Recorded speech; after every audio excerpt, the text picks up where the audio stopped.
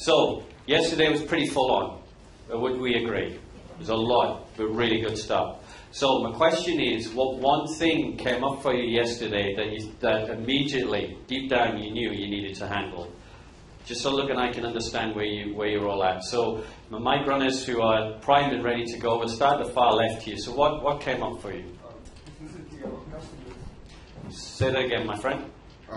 Listen to your customers and see what they want. Ah, there you go. Now that little piece all in itself, if all anybody did for the next year is focus on the customer and what they want first, and then build the solution for that customer, you're going to make a heap more money.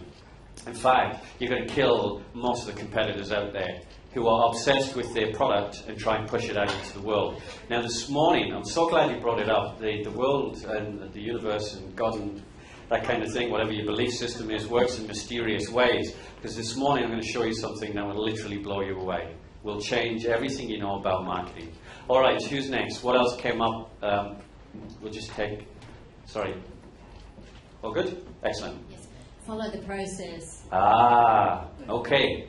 That's a great one. Follow the process. Now this, Luke loves as an engineer because everything is a process. But actually, in this particular instance, the process has come from experience. And what we're trying to do is short-circuit your success.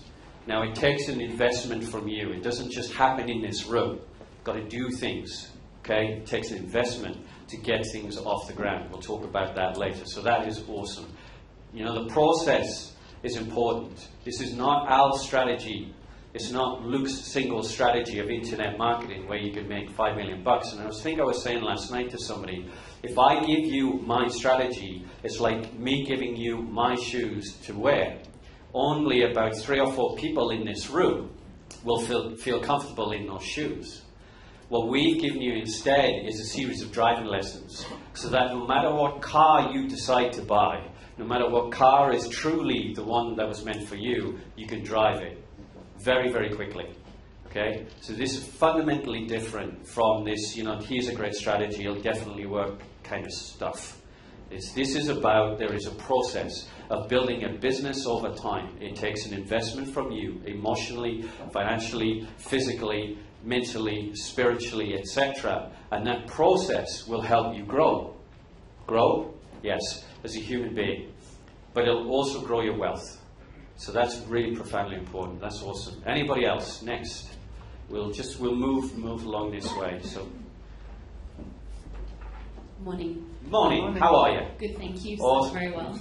You slept very well. Good. So did he. I learned to not get emotionally attached to your idea. Very good. Oh, tell you. Well done. That's probably one of the most important pieces to come out of yesterday. All of us have emotions. They're the most important aspect of what and who we are as human beings. And when you connect with your own emotions to sell your passion to the world and sell your business idea to the world, and you know already it's going to solve their problem, then everything really works well. However, if you are so emotionally attached to your idea that you forget about the customer and what they truly want, you're buggered. Again, another very technical business term, but you're buggered. It's true, because what we end up seeing then on the high street, in business arcades, are people who are clinging on either to an old idea or an old business model that no longer works. But it was their idea in the first place, and therefore I'm going to hang on to it, even when the ship's going down. So that is really awesome. That's just very powerful. So we'll move across to this side of the room. We'll take Harry, if that's okay, V, and then... Sorry, I didn't get your name. Arian. Wonderful. Hi guys. Hi Morning. everyone. How are you? Well, last night I was privileged to go to the dinner with these two guys, and poor Luke sat opposite me, and I chewed his ear and told him... You actually cleared my head. And it took less than an hour. Well, thank you. But anyway, I talked to him. I've got this idea, that, and I want to do this and I want to do that. He said, Harry, pick one. Just focus. Okay. Well, now, that's it. who would agree that Harry's got a lot of passion? Yeah? It's your greatest asset. Now, I talked to... Where's Raj? Is he here yet? He'll probably pop in later, I think. Raj's very similar to Harry. He's a very bright man and he's very passionate, has a squillion ideas. And all I said to Raj last night as well was, just choose one. Now, when I had 4 businesses, as I said yesterday, none of them went anywhere. It's called the power of focus, singular focus. So if you imagine Harry channeling all of that energy into a single focus, how much could be achieved with that singularity of intent? Okay, so that's very important.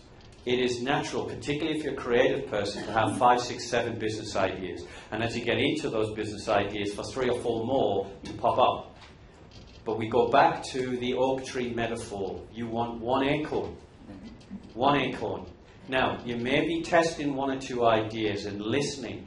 But when Luke listened in his computer business, it was the families who just wanted a one-package solution. That was his acorn. And that grew into a $12 million business, just simply from listening. So that's awesome. A singular focus. Thanks, Harry. Thank you, Luke. Pleasure, Harry. There you go. Just before we take the next question, this is what happens why people have many ideas. And I should say, trying to build 4 or 5 businesses at once.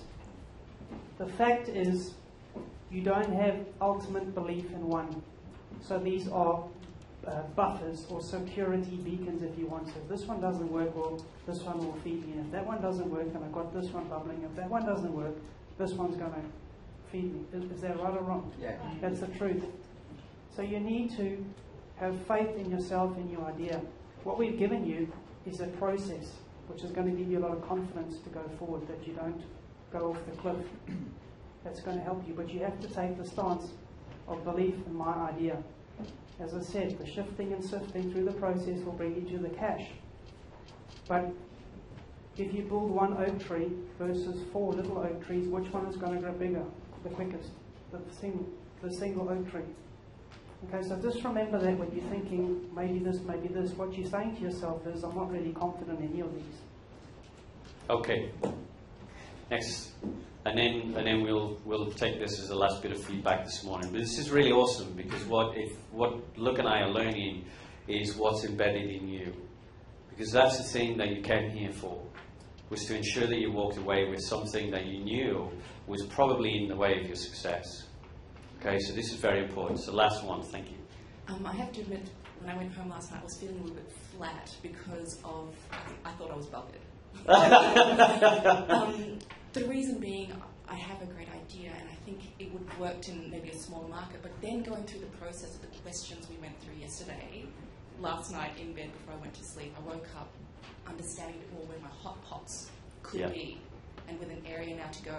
But it took sort of going through that, oh God, maybe this whole thing I've been working towards isn't right, but then changing the perspective and changing the angle and going through that process really made a bit of a difference. Awesome.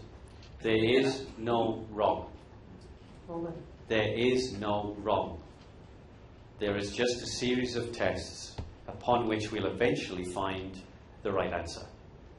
And when you come up with your business idea, and then you sit down with Luke and I, and we go, look, it's an okay idea or it's a great idea, but here's our thoughts on it.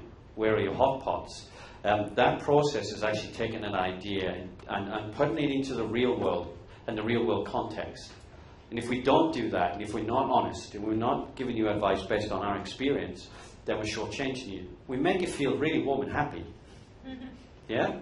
But then you get smashed when you go outside. So the fact that you had that revelation at whatever time in the night it was of, do apologize if you didn't get any sleep, that's brilliant. That's why we do what we do. Because now what's going to happen is you're going to go off with absolute clarity and focus about where you need to be to find the money. Okay? Rather than, I'm so passionate about this idea, I know people will love it. It's so different. So that is really profoundly What you've done as well is you unattached yourself from your idea. Yeah. And that is probably the single hardest thing that we battle with when people are dying, hanging over the cliff with one toenail. Onto the idea, and you say, let it go, the money is there. Whether they're going to swing on that toenail or not, only you can make the decision. So you've done that, well done.